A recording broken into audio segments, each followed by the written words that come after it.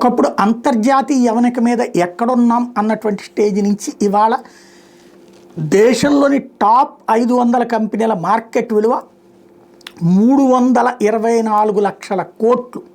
ఇది భారత జీడిపి కంటే కూడా అధికం.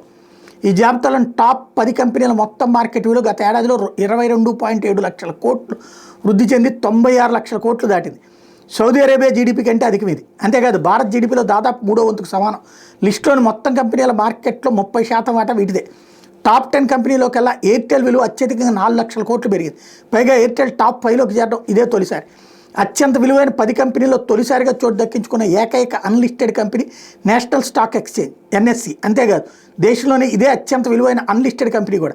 గతేడాది ఎన్ఎస్సి విలువ 201% వృద్ధి చెంది 4.7 లక్షల కోట్లు దాటింది. ఇప్పటి వరకు అన్లిస్టెడ్ కంపెనీల విభాగంలో అగ్రస్థానంలో ఉన్న సీరం ఇన్స్టిట్యూట్ 2.11 లక్షల కోట్లు ఈసారి 2వ స్థానానికి చేరుకుంది.